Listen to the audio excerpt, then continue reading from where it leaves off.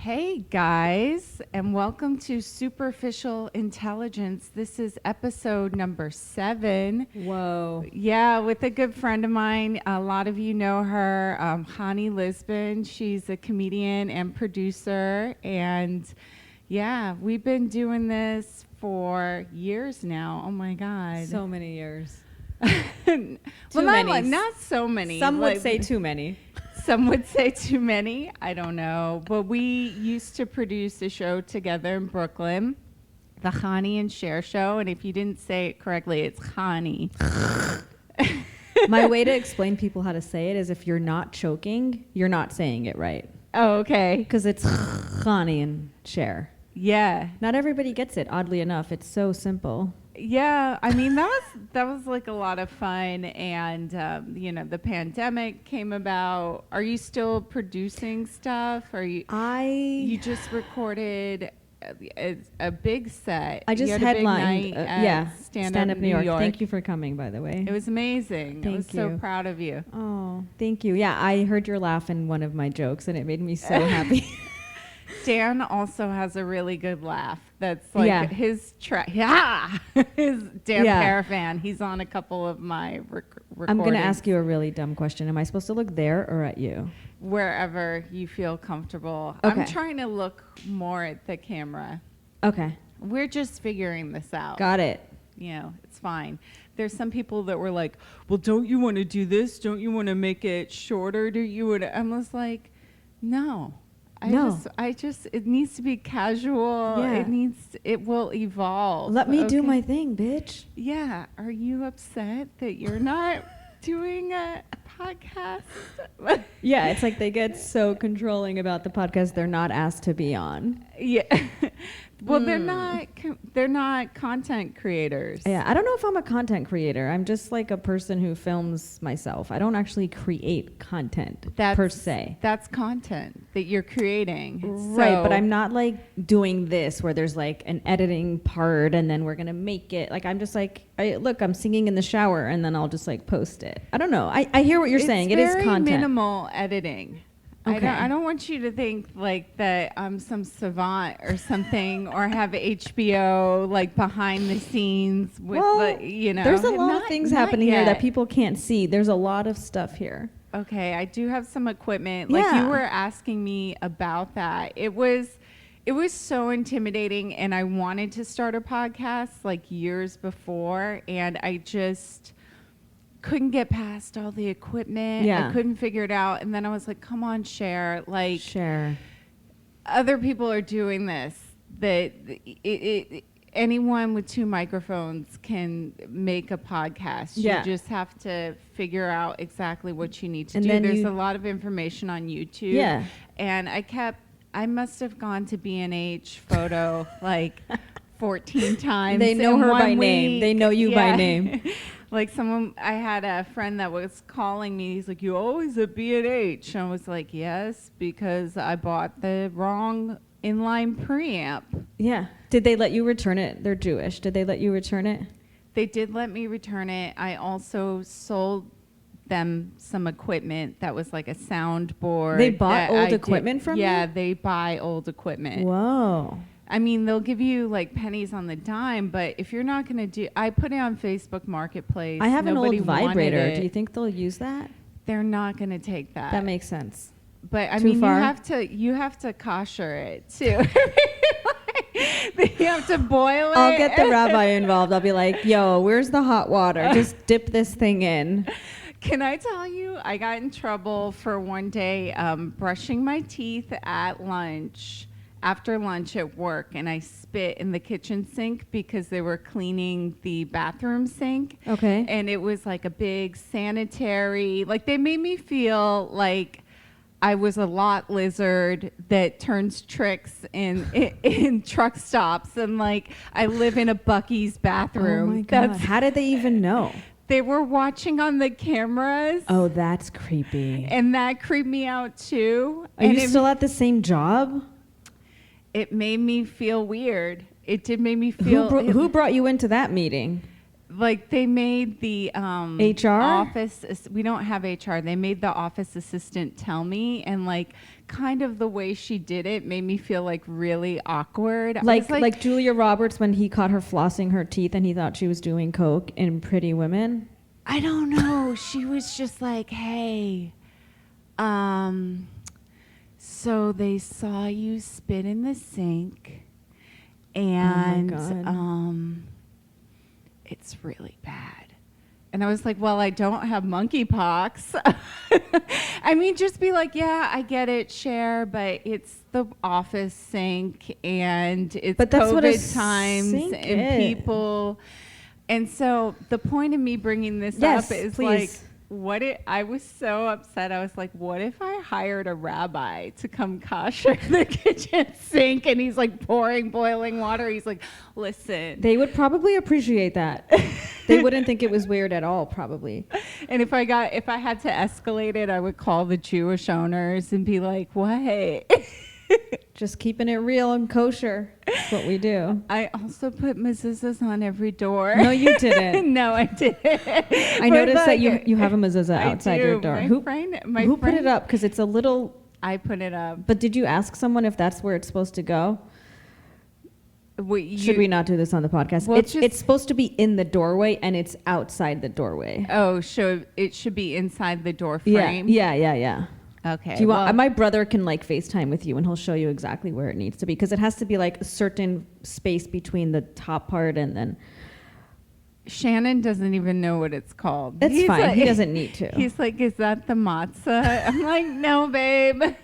It's called a mezuzah." I guess like. Do you want to tell them who Shannon is? He's my boyfriend, and we live together. So I put it up. My friend had given me this mezuzah, and I took it from my old apartment. It's really nice. It was nice, but it just looks silly because it's not in the right place. I love you so much. You know. I just did it the way my mom would have done it, but I know like Syrian people, they always have theirs completely vertical. And have you seen that? Because the way Ashkenaz does, it's on an angle. Oh yeah, yours is fine on the angle. It's more just it's almost like it's as if it's on a wall, like it's like not in the door. Oh, okay. Well, I love you. It's like in the hallway. So the whole hallway is being watched by her mezuzah. Is that okay? That's fine. Is this hurtful? I didn't mean to hurt your feelings. No, it's fine. Okay. Do you want to edit this out? No, 100% you can if you want to. I think like the most embarrassing thing I did was I lit my menorah and I posted it on Instagram and all my Jewish friends were like, that's not right at all. What was it?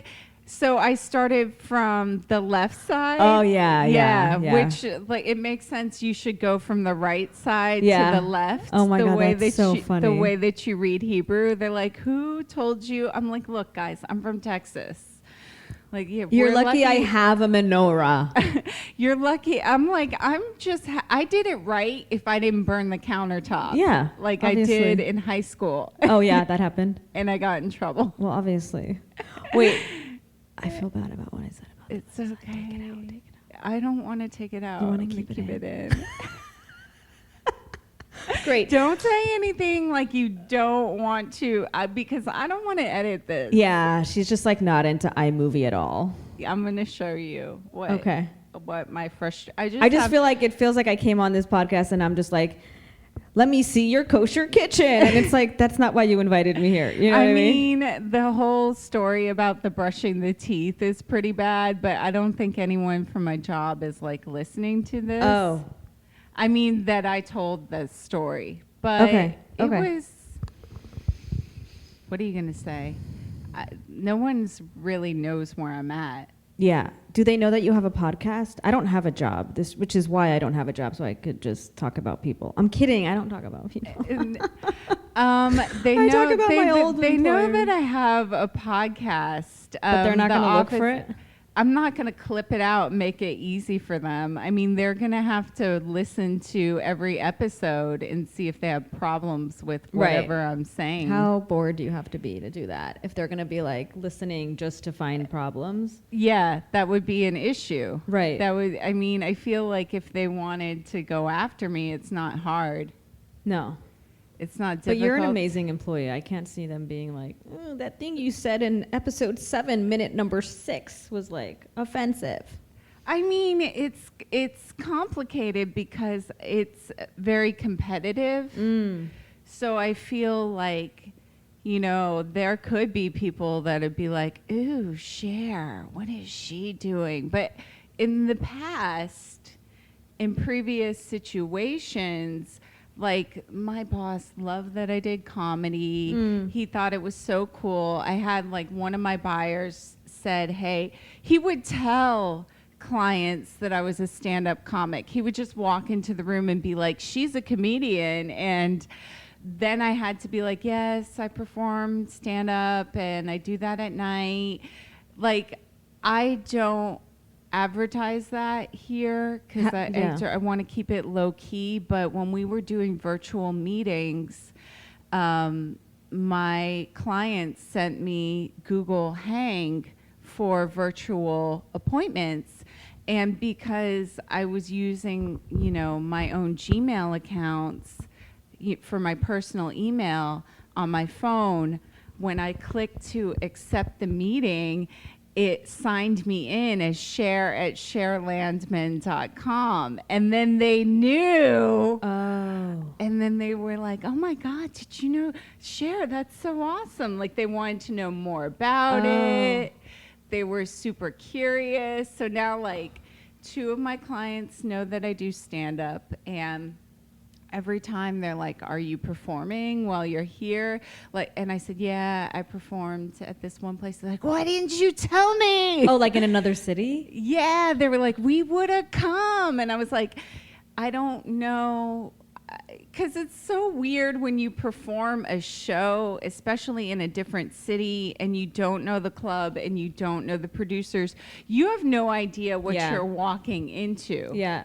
You don't want to invite people that you're trying to impress with your no, it's not a vibe. Into a bathroom that's like broken. And like it's, if you don't know what the environment's going to be like, it's kind of like, ugh. And then you don't know how they're going to receive you. So you don't want to see people seeing you bomb. No, you never want that, ever. Especially in people or that you want to respect you. Yeah, or like no, you did the right thing. Be proud of you. So I said no, and I was like, yeah, next time. And they're coming to New York and they want to see me. So are you going to get up for that? I mean, like, are you going to invite them? I am. But, of course, I had to find a show I could go on the days that they're in town that wasn't going to be too late, that wasn't going to be too weird. Which show did you find?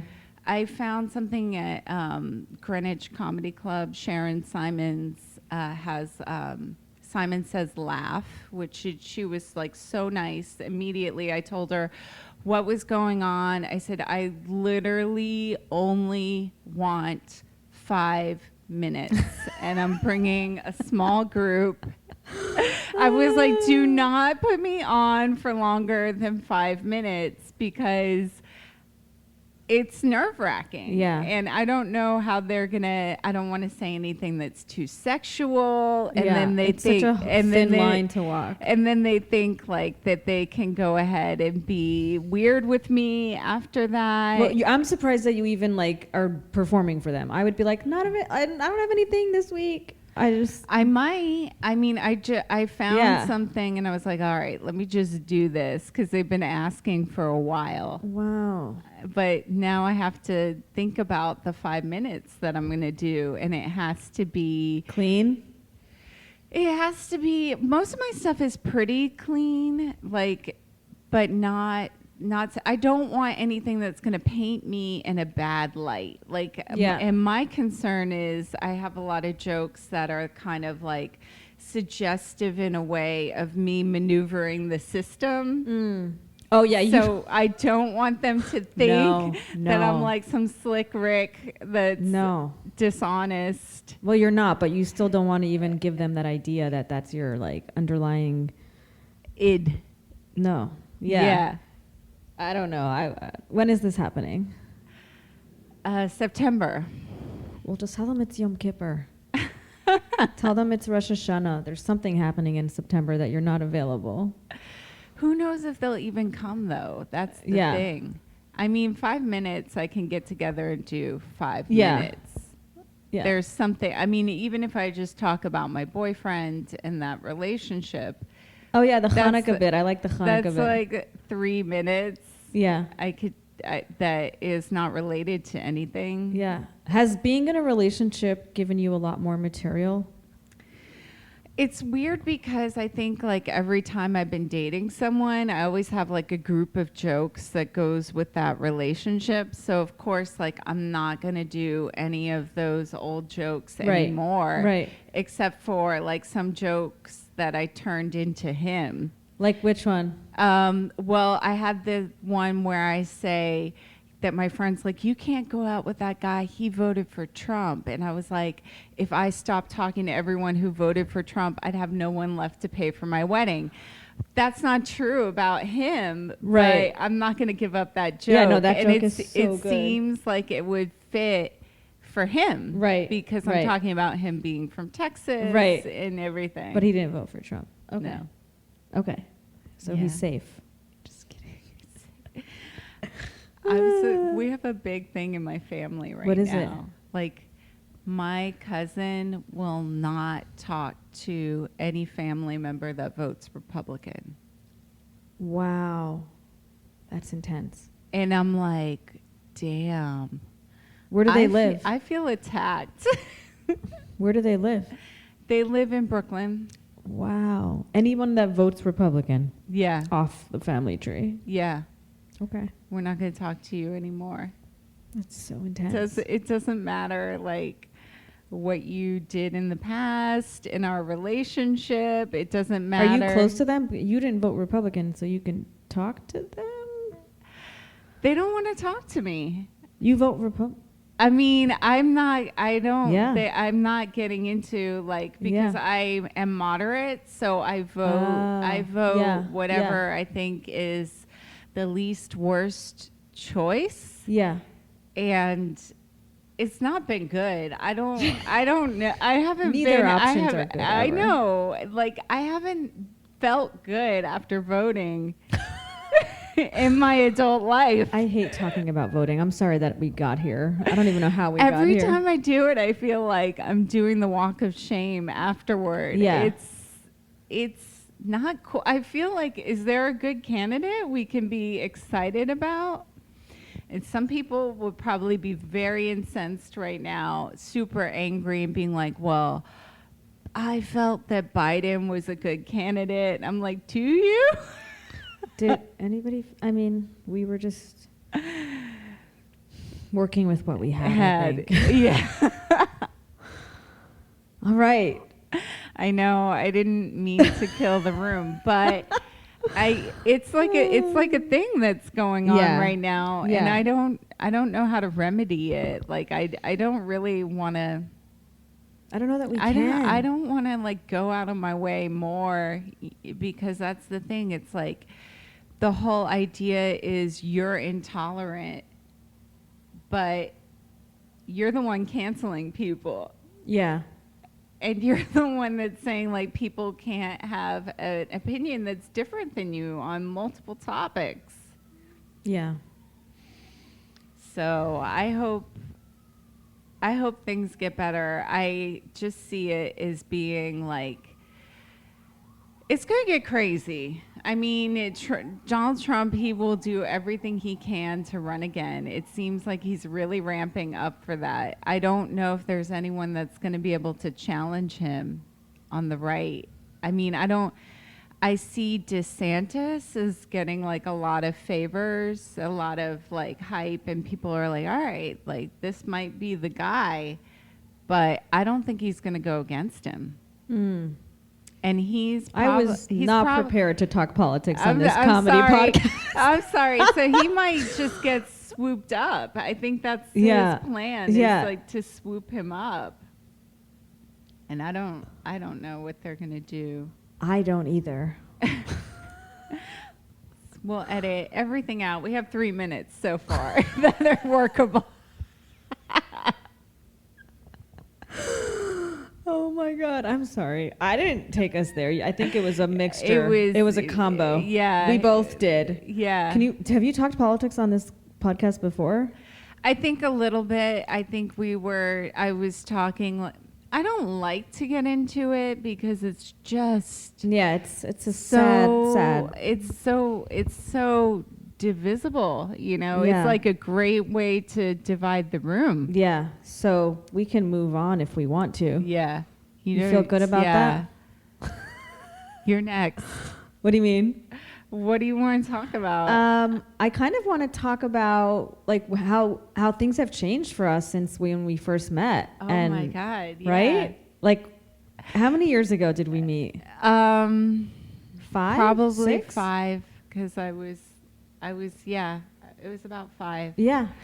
And you were asking when you came in, I remember my studio apartment? Yeah, you lived in a room that had a bed in it and everything else. Like the kitchen was in the bed. Like the bed was in the kitchen. Yeah. And I'm in this huge apartment right now. I'm like, oh my God, like I'm so happy for you. This is amazing. Thank you. It was, every time I had to level up on my life has been very scary. So going from that apartment into a real, true 1-bedroom apartment with a lot of space and getting furniture, and I was scared, and I was working with like this life coach that was saying like, you have to welcome it in, and every time you do that, you'll just make more money. And I'm like, well, how am I going to plan this stuff? And it happened. It happens. So I remember you were talking to me, and you're like, yeah, I do comedy, but I do it like once or twice a month. I'd really like to do it more, but you're like actually doing comedy. And I was like, look, I'm doing open mics. I'm doing a lot of open mics. We were both doing open mics at the time. Yeah. When was the last time you went to an open mic? I want to say it was a couple weeks ago. Dan goes to Grove 34, so I met up with him and we wrote a little bit, and then I went to that mic. How was it? That wasn't bad. Okay. But I was talking to a comedian who moved from Houston that I had met down in Houston. What's his name? Drew Jordan. Okay. And he was like, yeah, the open mics in New York are not like there are in Texas. He's like, nobody's listening. Nobody's paying attention. It's not very supportive. Yeah. I was like, yeah. He was like, there's less of them in Texas, but they're more effective, more productive. Yeah. When I get booked on a show, if I don't have time to like practice, I just practice in my room. I don't know. When I get booked on shows, it's like, come do a half hour. And it's like, where am I going to run a half hour? Right. Where am I running a half hour? Nowhere. So I just run it in my fucking bedroom. Yeah. And I tape it. And sometimes I listen back to it and sometimes I don't. And I just keep recording the same thing over and over again just so I can like get myself to say the jokes and remember what it feels like to say them instead of just having it like theoretically in my head. Mm-hmm. Like I had a half hour set last week and I was like, I just had to run the set in my bedroom like twice. Yeah.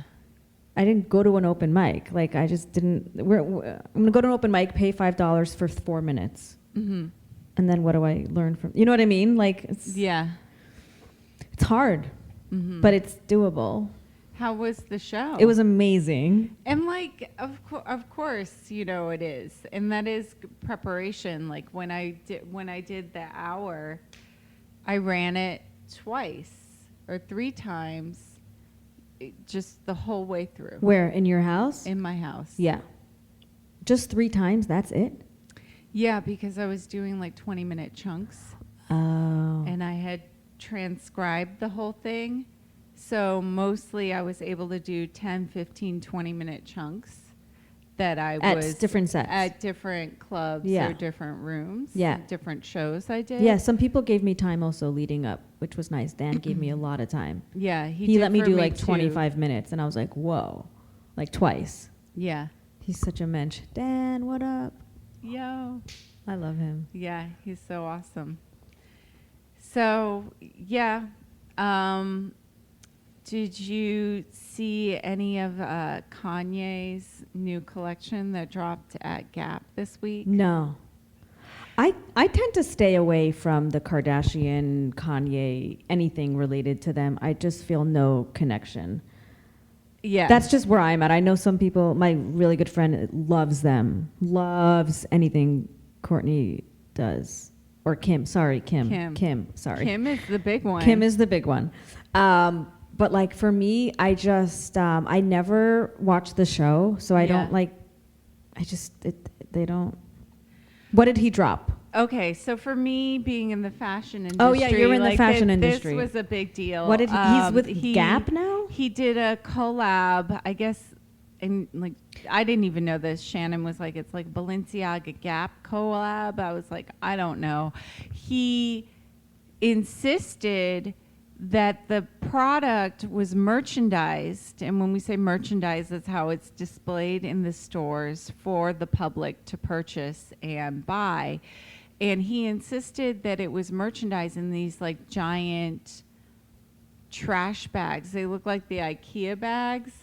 And when the associates at the store were hanging them on racks and like putting them by size, by style, by color, he became really angry, and he was like, this is an experience. I'm making a statement. And then they had him on Fox News, and they asked, like, some people are saying this is insensitive to the homeless. He's like, man, I'm an innovator. And I'm tired of what the media is trying to. For me,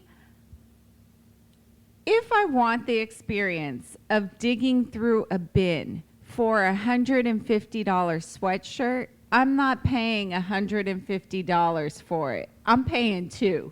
If I got to dig through a Glad trash bag. That was what he was doing? Yes.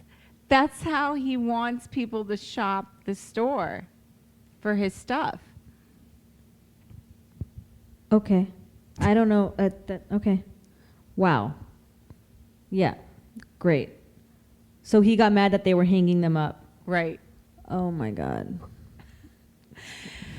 I feel like it was a little bit also like, this is like derelict. This is Mugatu, this is, I don't know. I mean, it's one thing to live in New York and like deal with the homeless population, right? And know it's around and kind of just try to get your Starbucks and not get punched for being like a jerk. I don't know. I feel like What was your take on it? Like I said, I feel like I definitely go to thrift stores. I bought like so much of my clothing from thrift stores when I was younger. That was just like what I loved doing. I liked having like an original piece that nobody was going to have. I liked doing the styling and everything. And sometimes it worked and sometimes it really didn't. But I like the thrill of it for me was being on the hunt and like digging for those pieces that you paid like $3 or $5 for. Right. And it was a little bit like gritty and dingy and like Beacon's Closet kind of thing. No, like Goodwill. Oh, whoa, okay. Goodwill, whoa. Value Village, garage sales. Wow. Estate sales. Estate sales are the bomb because you could really get some good things that haven't even been seen. Yeah. Where did you get your belt? Let's just talk about that real quick. So my belt, I don't know if y'all could see it. I think my mom got it at the rodeo from a vendor. It's very cool. It's like pony skin and it has like stones and it's bedazzled. Intense. It's cool. It's very Texas. Yeah. It's very cool. It's got a little razzle dazzle to it. It's very like Jessica Simpson early aughts. What if I was just like, it's Jessica Simpson? Yeah, it would make sense that like she made that. It's weird that she didn't, honestly. I'm offended. That's all right. So, yeah, I mean, that happened. And what else did you, so you've been out on the move. I did. I'm following your post. Oh, yeah, I did a singles event this week. That was intense. That was so fun. You hosted or you performed at it? I performed. Were there any matches? No, literally zero. Zero? How many women to men? Oh my God, what was the ratio? 70. No, there was like, for every like 4 or 5 women, there was 2 men or something. There's just so many women on the Upper West Side. That's There's like the actual. There's so many women in New York. Yeah, that's the actual men. pandemic. Is like there's a bunch of like 700 Jews not married on the Upper West Side who are dying to get married. Yeah, I was there yesterday. I was like, what? Why is nobody talking about this pandemic? Like in Central Park, they all get together on Shabbos afternoon, Saturday afternoon, and they're just like mingling and circling each other like just flock. women and men. Women and men, but like they're just like on the prowl, but like no one's actually asking anybody out because they're all friends with everybody. So they've all been friend zoned. So everybody knows everybody, and no one's getting married. I was like, oh no. You gotta like take a chance on that. Yeah, well, I was a little older than most of them, so, you know, I didn't feel like I was like, you know, in my, you know, they were all like in their 20s and like lower 30s. So, but still, it was just like, what? I had no idea. I mean, I knew there were Jewish people in the city. I'm not an idiot, but I was just like, I had no idea how many. Like, I'm talking hundreds. It was just like, I never, you know, I went to a lot of Jewish singles events and like weekend retreats and stuff in my 20s and in my 30s. And I just felt like I was like paddling upstream. Yeah. It was very difficult for me. It was pretty, I didn't really like meet the vibe. Yeah. You know, I don't even know how to hang the mezuzah correctly. I'm like frying up bacon. You're like, is this how you make it kosher? I put more olive oil. But that's cute that you think you have to add oil to bacon. No, it's so fatty. Oh shit, that's how Jewish I am. You don't put oil in bacon? No, you just throw okay. First it on of all, skillet. you're like disgusted with me right now. You're like, no. When was the last time I made bacon? I never made it. Yeah. I've made, what's it called? The turkey bacon. Okay. That's a little different. Yeah, that's but it was the strips, fatty. though. It was the strips. Yeah. It was when I wasn't keeping kosher meat, I would eat that. But they have it They that's have kosher. They have kosher turkey, bacon or whatever. Yeah. Trying to make us feel better. I remember, like, there was one guy that kept kosher, and he was like, I got bison bacon, and it was kosher. Oh, okay. Bison is kosher. It was like a kosher. Oh, okay. Is it? Is I don't that know. a meat that's? I think so. It doesn't have a split hoof. Isn't that what you? Oh yeah, we eat? need that. We need chewing cuds and split hooves. That's what we need. Okay. Just put that in the bio. Okay. Being kosher is so random. It's so random, but yeah. I sort of keep kosher now. I have like a kosher kitchen. My roommate and I keep kosher. Is your roommate Jewish? Yeah. Oh, okay. Yeah. That's good. She's from Crown Heights. Yeah. She's Okay, very that's respectful good. and keeps a kosher kitchen. All right. So was she the one that instituted that change? No, I did before she Okay. moved in. I really wanted a kosher kitchen. And she isn't religious anymore, but was like, I will adhere to that. Okay. So what do you do in terms of, like you have one sink? We have one sink, but we have like 2 sponges and we have different cutlery. Right, and different plates. Well, I don't have any dairy plates. I use paper. Okay. But we have meat plates and like I have dairy pots and Okay. it's like the full deal. Yeah, it's legit. Can they be in the cabinet next to each other? No, yeah, they can, but I don't. Okay. I don't. They're not. I they're didn't not. know. They're not. Oh. They're allowed to be, but I don't Yeah. keep them together. I have them hanging on the wall. Okay, because this is They're not allowed to talk to each other. This is my question too. Like, how do you deal with that in a small space Yeah, of New York City?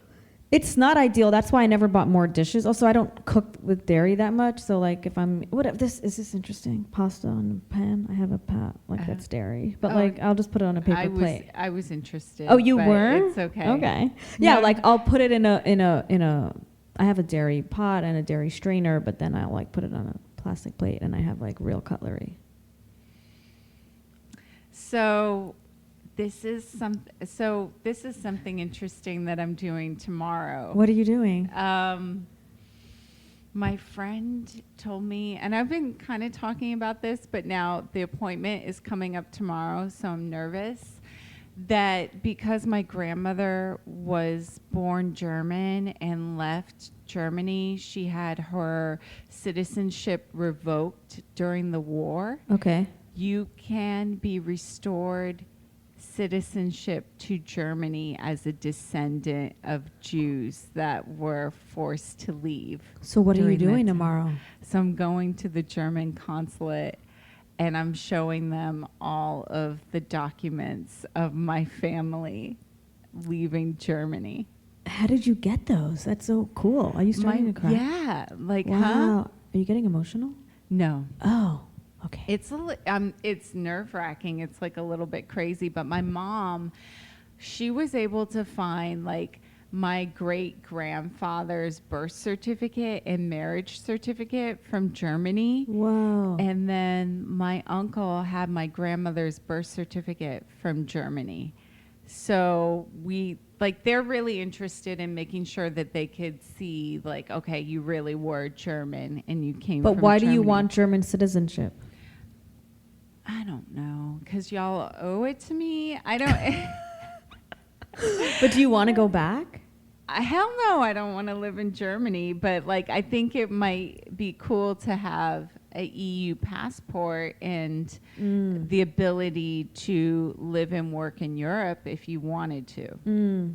Wow. And I heard that there's a really big English-speaking comedy scene in Berlin. For sure. Berlin is like top in terms of like arts and all that stuff. For sure. Have you been? No, but I just like my friend goes there every summer and I just know it's like a big scene, like art and just like a lot of expats live there. And should we go to do spots in Germany? That's so scary. I'm not scared. It's so scary for me because like the whole, and I barely even touched on it. The reason I'm doing it is because Rebecca did it for her family and she told me about it and I was like, okay, I qualify. I want to do this too. So she was like, Cher, like this is very intense. Like they are very strict about the paperwork. Well, they're German. Yeah. They're strict about everything. Yeah. She was like, they're Nazis. Like they're very strict with the way that they are very orderly and that's their culture. So are you going alone? Mm-hmm. Whoa. That's so brave. What time is your appointment? I'll send you a text. 2 p.m. You took off of work for this? No, I'm just having an appointment and I'm going back to work. Wow. How long does it take to get approved? I'm not sure because I have to fill out the application and I have to, right now what I'm going to do is submit my documents and review them and see if they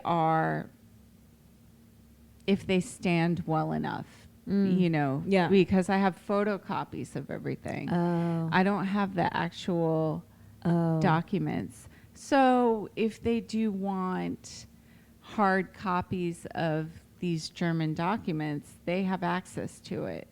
Who does? Germany. Oh, they can just go and like track it? Yeah, they can find it, but it's all kept by certain registrars. So it's like you have to know the right registrar to go to. And I've contacted people in Germany and I've used like Google Translate. Oh my God, you are not messing around. This is amazing. I'm very curious to hear what happens. You kind of look German, huh? Maybe. Now that we think about it. Yeah, like maybe, but they're definitely going to see me walk in and be shocked maybe that I'm like, hey, I'm a Jew.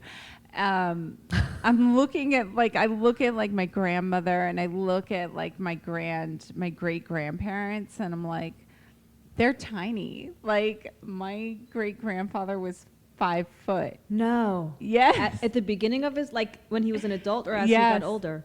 As an adult, because I found documents that I'm reading. How tall are you? You're 5'5", right? 5'7". 5'7". Yeah. Sorry, I didn't mean to say that. No, it's okay. Wow. Is your dad tall? My dad's 6 foot. Yeah, that's and tall. And his father was 6'1". Wow. Is your father Jewish? No. Oh, so that you get that bloodline of the height. But my grandfather, my mother's father, was tall. He was 6 foot or 6'1", and my uncle is tall. He's 6 foot. Or wait, 5'11". So who was the one that was 5 foot? My maternal grandfather. Oh, your from father's? Germany. Oh. My mother's grandfather. Oh, okay. Yeah. Wow. On her side. Wow. When did they get here? So they left during 19. I think it was around 1935. So before the Holocaust, right? Yeah, Holocaust right when it was starting. Yeah. Wow. And they left here. They left, and then they came to the United States, and their car was broken into when they were eating in New York after just landing. Oh my! How did they have a car here? Oh, they brought it on the boat. Rental car. Oh. With all their property in it that they brought over from Germany. Oh my God. Yeah. Whatever they could manage to bring over. It's so crazy because I remember always thinking growing up, how does something like that happen? Where is everybody? Why is nobody protecting us, And now that there's a war in Ukraine, and we don't actually know what's going on there, and we're just living our lives, and it's in 20 years from now, there's going to be stories about that, and we were all just here, right? I mean, not to make us feel bad, but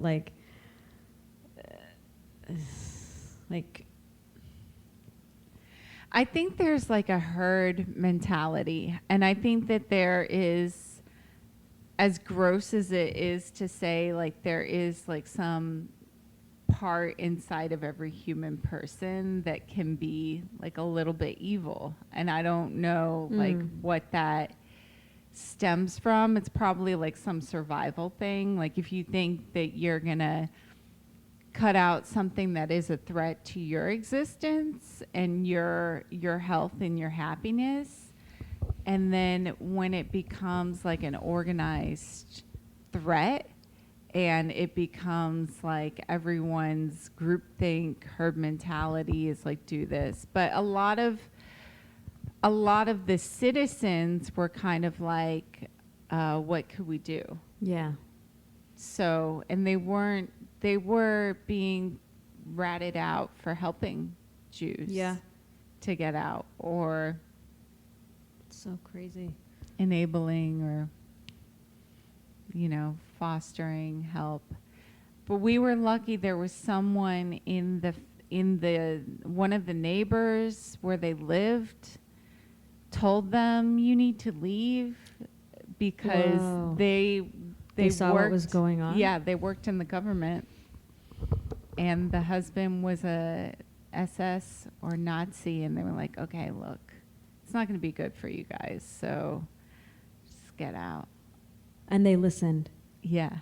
Oh they were God. just go now. And my grandfather was already not in the country because he traveled for work, and he was in Holland, getting textiles for coats that he was making. And they were, my great grandmother was alone with her daughter, which was my grandmother. And she was like, okay, this is what we're going to do now. So she left without her husband? Yeah. And they're like, I'll meet you in America. And they met in America. Yeah. He went from Holland. They were I guess they were supposed to meet in England when they were transferring ships. And he wasn't there. So she was like, all right, I'm just going straight to America and I'll meet you there. Oh my God, what a badass. Yeah. That is so crazy. Wow. So your mom was born here? Uh-huh. Oh, wow. In New York. Wow. How did you end up in Texas? So then wait, but so then your great grandfather ended up he got back, or your great grandfather? My great grandfather. He got back, and then after the war, he went back to Germany, and he died in Germany. Why did he go back? Because he always felt like a weirdo. He felt like an immigrant. He never felt like he fit in. He didn't learn English very well. He just wanted to go back to his country where he was comfortable. And he was splitting up from my grandmother, and they were divorcing, and my great grandmother. And my grandmother had just gotten married. So he's like, yeah, I'm going to go back to Germany. And the war was over. Yeah, it was 1956. And he went back by himself. And oh, wow. Yeah. And he had a heart attack, like right after he got there? Yeah, on the Autobahn. And they buried him there in Germany. Have you ever been? No, I haven't been, but I want to. Do you know where he's buried? I found on the documents that it says he's buried in the Jewish cemetery in Frankfurt. Oh my God. That's so crazy. I know. Has your mom ever been? Mm-mm. It's her grandfather. Yeah. Wow. Yeah. But was he like an Orthodox man? Or were they just like... I don't think that they were Orthodox because I don't think that they were Orthodox. Have seen pictures. They were dressed like modern apparel for the time. And, you know, he got married in like a top hat and like a suit. Yeah. Like my great grandmother was in like the 20s kind of regalia with like the flapper style dress. Wow. That was her wedding dress. They were dressed very elegantly too. It was like Downton Abbey. Yeah, you could tell that they had some wealth, you know. Wow. So everything they had, I mean, they was taken from them and they had to start over. And like people made fun of them. They were like the immigrants. They called my grandmother the immigrant. Wow. And wow. How old was your grandmother when she came here? 7. Wow. Yeah. Wow. Did you ever meet her or no? Oh yeah, I was super, super close with her. Yeah. Wow. And I would like drag her around to tell the story to like every class thing, every Hebrew. So like she came to my Hebrew school to tell the story. Yeah, she came to my regular school to tell the story. Wow. She must have been so proud, like to be able to like have children and like carry this, you know, tradition. Yeah.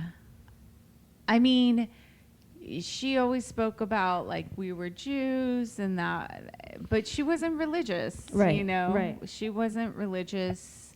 She went on to, she was like a model in New York afterward. Oh my God. Yeah, it was. She had like a crazy life. So did she have an accent when you, or no? Because she was 7 when she moved here. No, she didn't have an accent. She could understand German. She could understand Yiddish, but not speak it. So she told me this story of like one time she was getting fitted for a dress and she was the model in some like showroom in 7th Avenue, and the 2 brothers that were fitting her started yelling at each other in Yiddish like, you fucking idiot, like how could you do this, you messed this up, you're gonna ruin our you know, and they're just like going at each other, and she starts laughing because she knew what they were saying. So good. And they're like, you know, they asked her in Yiddish, you speak Yiddish? She's like, yes. I wish I could have met her. She was crazy. She was a trip. She was a trip. Like if she would have come in here, she was always dressed to the nines. we could not go even to McDonald's without her putting her face on, which was like an hour and a half. That's where you get it from, isn't it? Yeah. And I'd be like, I'm starving. Can you just put on the big sunglasses and the hat and like, let's go. It's so good. I'm like, please put on the sunglasses so we can just go without no makeup right now. Yeah. Oh my big God. Sunglasses. How do you think she'd feel about this Peloton? She'd have no idea. I'm confused by it. She's like, well, you know, she would probably say something positive about it, but then she would be going back to like some story where she was, I don't know, doing exercise or something. Like, there was all, when your grandfather was stationed in Fort Wayne, Indiana, like in the Air Force, and I'd be like, okay. Yeah, there's so much trauma, I feel like, don't you think? Yeah. We're just like riddled with it. No matter where we come from, everyone has it. It's just so much. I think what really affected her is from that point on, like for the rest of her life, she was always a victim. She was always a victim. Is your mother an only child? No, I have an uncle who's older. Okay. Yeah. Are you close with him? Yeah, somewhat. Yeah. It's hard. He lives far away. Where? He has a family in Atlanta. Oh, that's not that far. Yeah. It's like a 3-hour ride on a plane. Yeah. That's Is true. he practicing as a Jew or not really? No. I'm the only practicing Jew from that bloodline. Wow. That's powerful as fuck. Yeah. It's a lot of pressure. I know. I'm the only one to carry it. Wow. But as a woman, also, like, he married a Christian woman, and they didn't teach my cousins who were boys about too much. Like, they didn't practice Judaism. They're Christian. And, you know, it's through the mother. Yeah. So Yeah. my mother was the daughter of her. So I think when I was going to be born, my mom asked my dad, like, you know, what religion do you want to raise her? Because my dad's Christian. And I think they just decided Jewish because, like, you are. Yeah. Like, no matter, you could say, oh, I'm going to raise my kid Christian, but it's based on the mother. Right. And your dad respected that because some people don't care. Yeah. He didn't care. I think he felt that it was harder. You know, there are definitely challenges, like, coming from a mixed background. And he had, most of my family members are from his side. So I was always, like, feeling, like, a little bit weird. But just with the history of, like, my grandmother, I just always wanted to carry it forward. Yeah. Because it was like, you can't stop us. No, you fucking can't. Do you want to have kids? Are we allowed to ask that? Yeah, I mean, I do want to have kids. Like, hopefully I can. We don't know until you try. Yeah. Have you never tried? I'd never tried, like, consistently. Yeah. You know. Yeah. To where I've been, like, you know. Yeah. So we're, like, you're in a place where, like, if this happens, I'm going to keep it and I want it. And yeah. So at this age, yeah, abortion is not an option. My friend is pregnant through IVF and she's like 8 months pregnant. Wow. Do you remember Eva?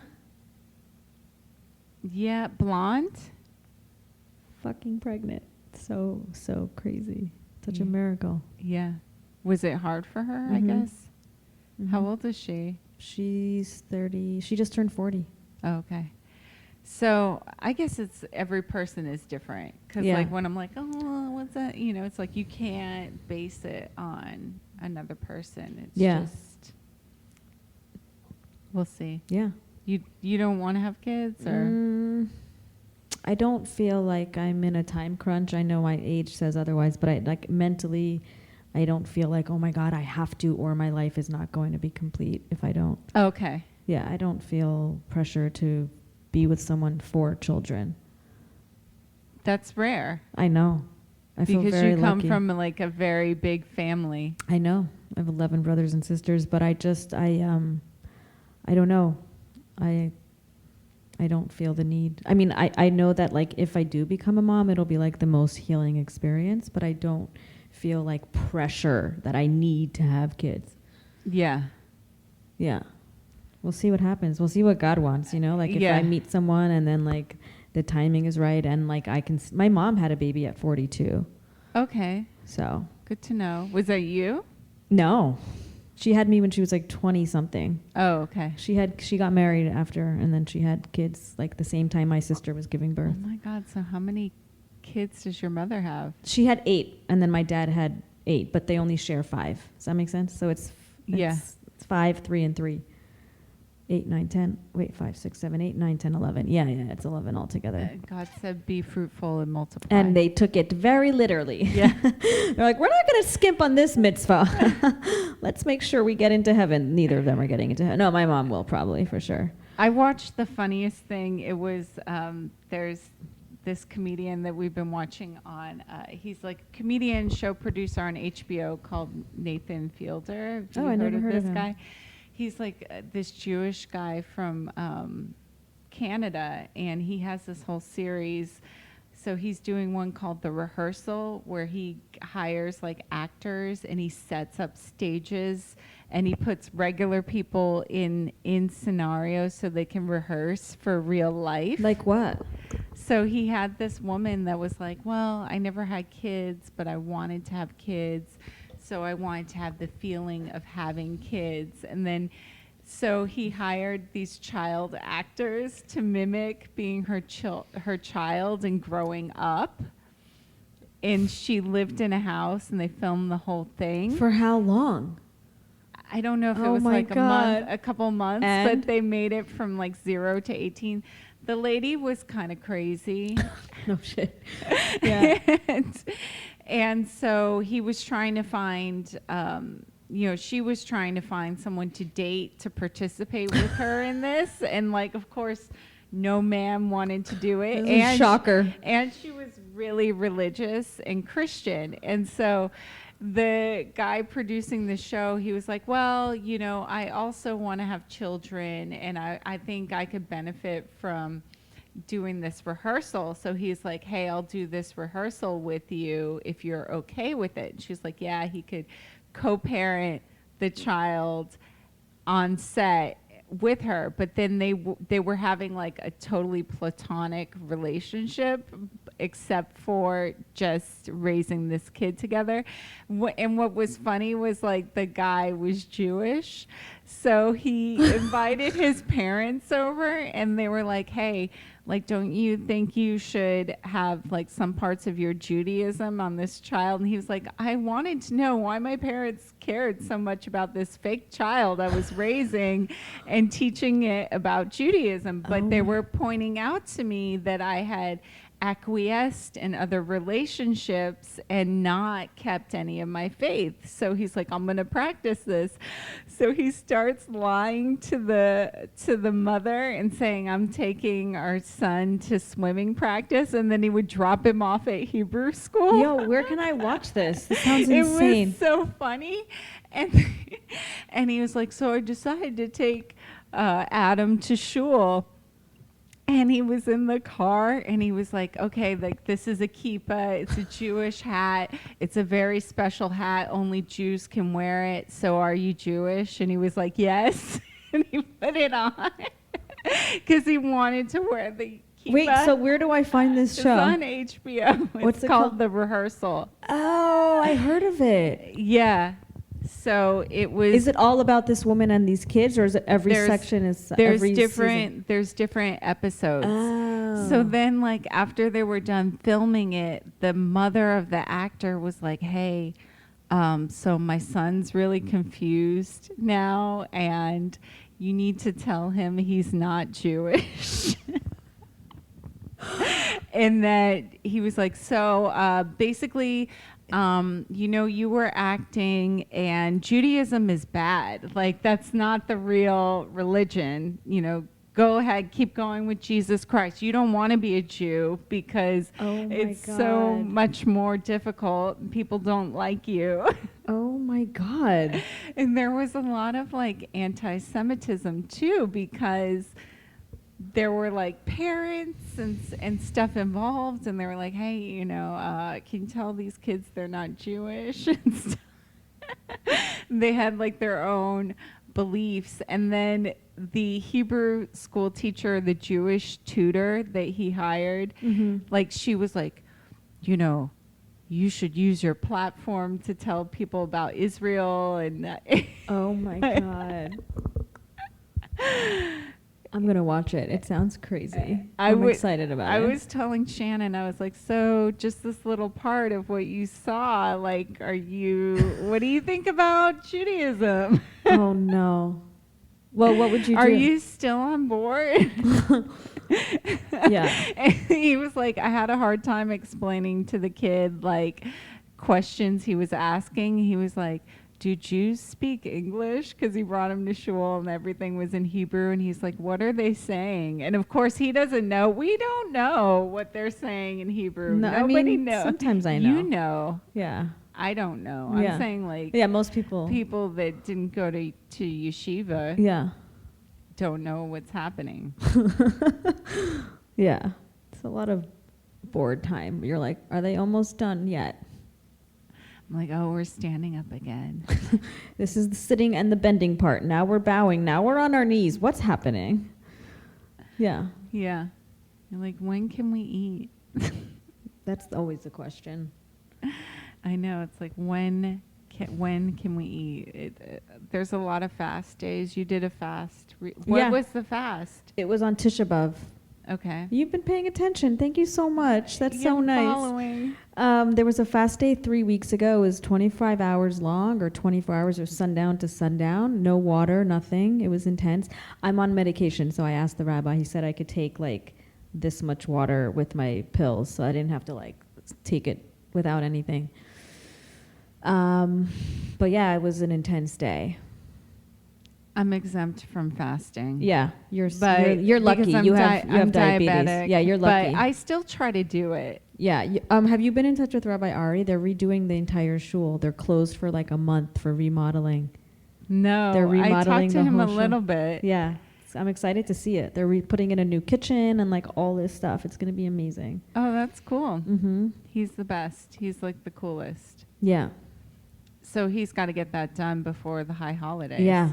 So they just time crunch. They just like closed the shul. He was like last week. He was like, "See you in 5 weeks." I'm like, I haven't been going to shul, but I'm like, where are we supposed to go? See you. He's like, I don't know. I'm like, that's so funny.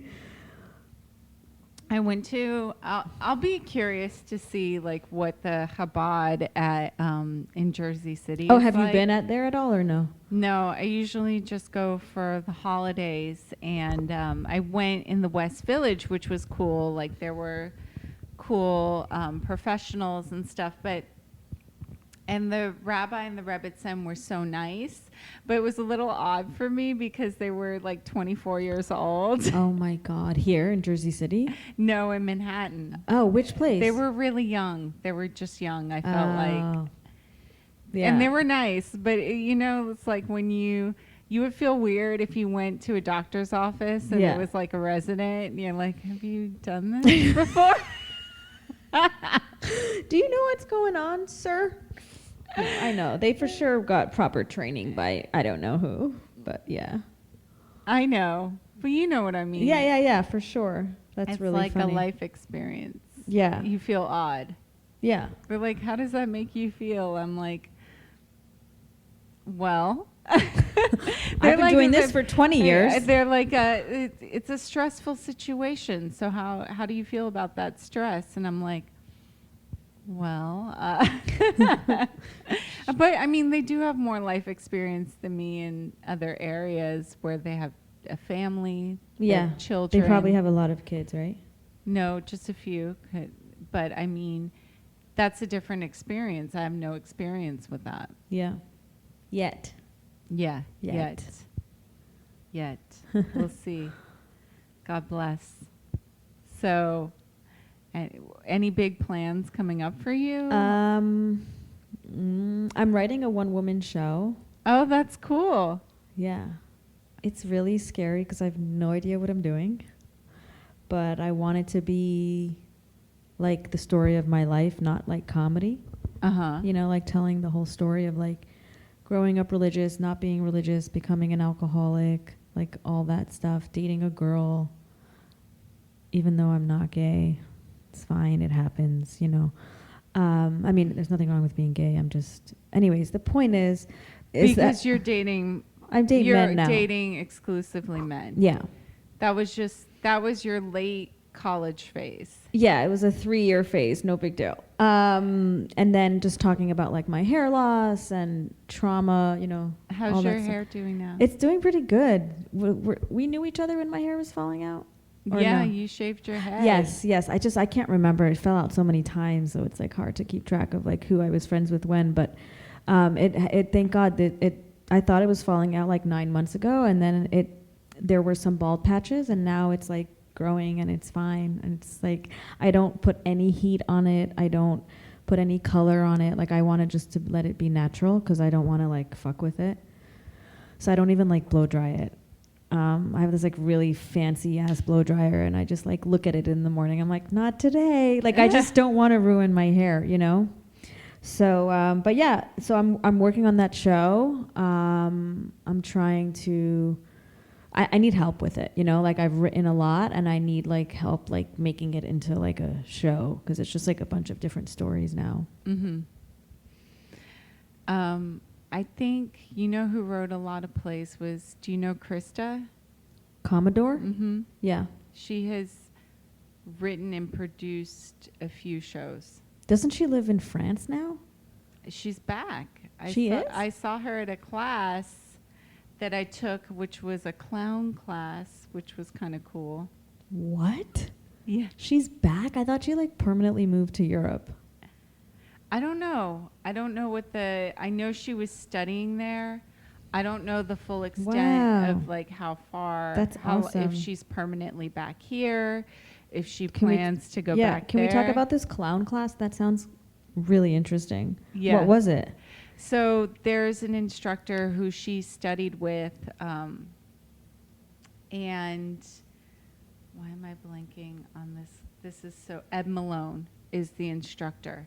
And he holds classes in Manhattan, and I went for the first time. I had heard from other comedians before, like they went to it helped them loosen up. It was kind of, it's good for characters. It's good if you are working on developing characters, which I think has a lot of value. And if you're going to do act outs and everything, there were actors in the class, and there were comedians in the class, and there were comedians who had characters that they were working on in the class.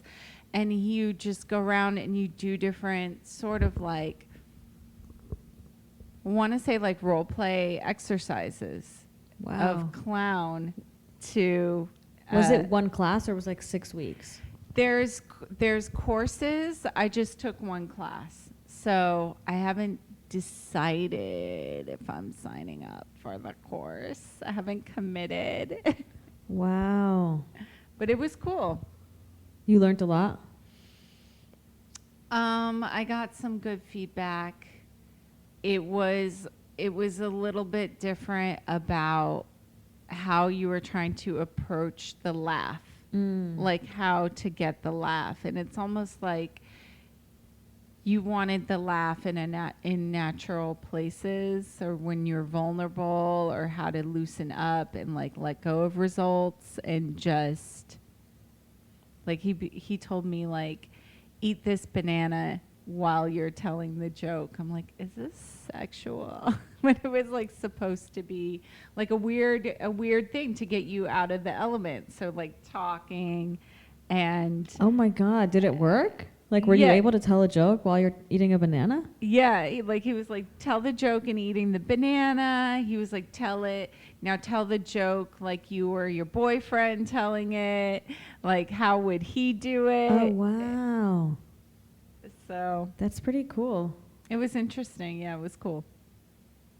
I'll probably go back. I think they had like some people that were in SNL doing it. Wow. Just to sharpen up. So you met Pete skills. Davidson? Dude, what's going on there? We don't have enough time to unpack that.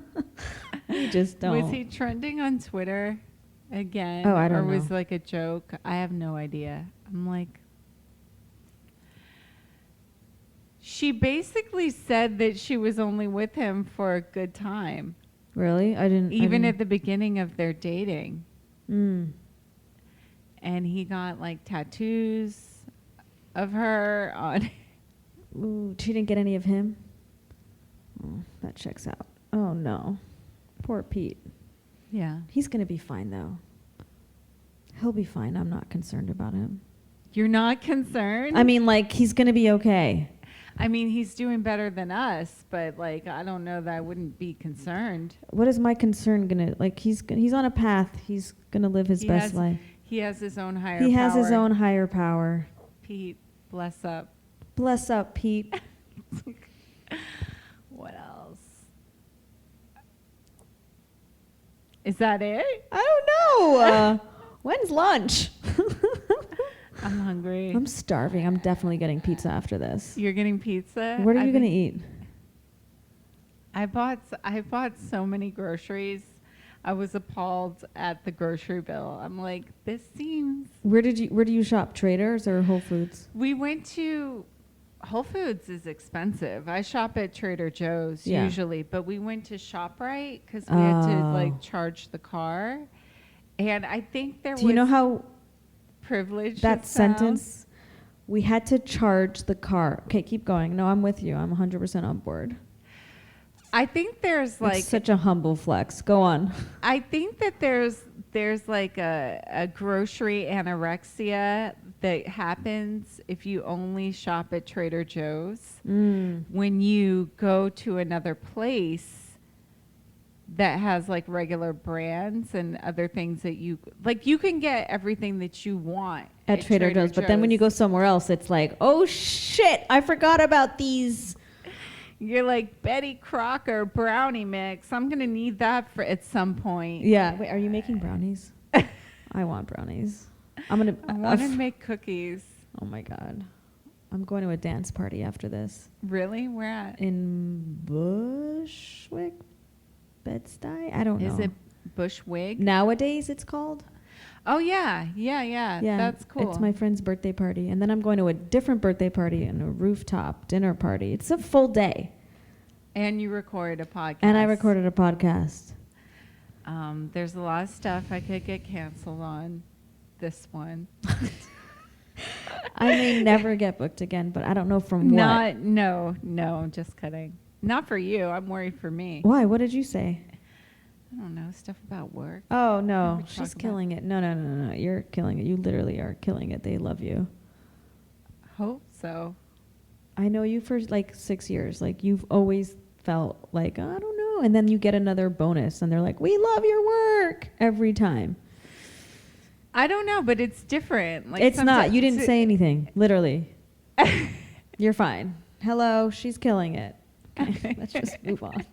Thank you. Yeah. Thank you for having me. I hope this was fun. Thanks for coming. I hope you had a good time. I had a great time. I'll show you what little you're going to have a tight 4 minutes from this that you can use. We'll promote it. Yeah. It's cool. All right, guys. Thanks for Bye. watching. Thank you for coming and hanging out with us.